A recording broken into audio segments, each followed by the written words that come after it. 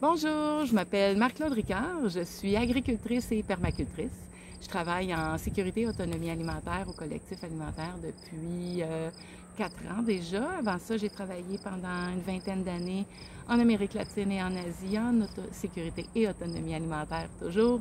J'avais étudié en agriculture bio au Cégep de Victo, là, 25 ans. Ouh, ça ne nous rajeunit pas. Moi, ce que je veux faire, ce que j'aimerais faire, ça serait de vous partager mes trucs d'autonomie pour qu'on puisse augmenter notre autonomie dans le jardin, qu'on puisse manger de notre terre, de notre jardin, si petit soit-il, une bonne partie de l'année. Donc, ça va être une série de 4 ateliers. Oui, j'apporte des connaissances, je défais des mythes, mais en même temps, et tout est basé sur la science, j'aime bien la science, mais en même temps dans le partage des trucs, dans le partage des connaissances, parce que notre sac à dos de connaissances, ce que l'on fait dans notre jardin, c'est toujours intéressant de le partager et de l'augmenter. Fait qu'on fait ça en hiver, lorsque le jardin dort et qu'on se nourrit de notre jardin parce qu'on l'a congelé, on l'a transformé, on a fait des lactos, on a fait plein d'affaires. Puis, et puis qu'on a le temps. Parce que l'été, un jardin, c'est quand même un petit peu de temps, mais c'est plaisant. Pour moi, c'est une méditation. Je me nourris pratiquement tout l'été cru dans le jardin et c'est tellement plaisant. Donc, les ateliers, on va commencer par la base, le sol. Le sol, le premier atelier. Donc, qu'est-ce qu'il y a sous le sol, ce méconnu, qui est vraiment le plus important? C'est pas seulement un soutien, mais c'est aussi rempli de vie. Fait qu'on va regarder ça ensemble, qu'est-ce qu'il y a là. Après ça, on va regarder la nourriture de nos plantes. Si on veut que nos plantes nous nourrissent bien, on doit bien les nourrir. C'est un cercle, hein?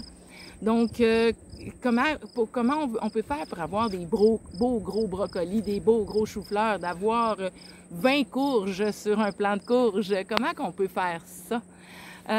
Donc, il y a plein de trucs qu'on peut avoir et puis tout en partageant les connaissances, bien sûr, avec vous.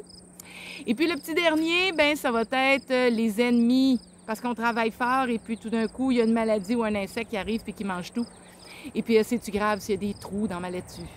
Donc, c'est de ça qu'on va parler. Fait que je vais vous présenter les ennemis qu'il y a actuellement dans Baie des Chaleurs ou en Gaspésie. Avec les changements climatiques, ils vont changer un peu, mais pour le moment, non, avec qu'est-ce qu'on a et les trucs et qu'est-ce qu'on peut faire. Donc, je vais vous montrer un petit peu en arrière, le gros soleil, fait que sur la serre, fait qu'on peut mettre, j'ai pas d'électricité malheureusement à mettre des fans, fait qu'on s'organise autrement, des filets du pays, captation d'eau de pluie, et puis je vais vous montrer de l'autre côté un peu qu'est-ce que j'ai pour vous donner l'eau à la bouche cet hiver avec un petit peu de verdure dans le blanc que nous aurons. À contre, et voici ce que j'ai en avant de moi, des vignes, des bleuets, des haricots, des asperges.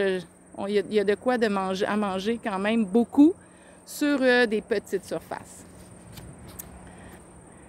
Donc, on se rencontre cet hiver pour jaser jardin, se mettre l'eau à la bouche, planifier notre jardin pour être capable d'avoir beaucoup plus de récoltes sur une petite surface et que s'assurer que nos plantes soient heureuses pour qu'elles nous rendent heureuses. Fait que, à bientôt. Bye!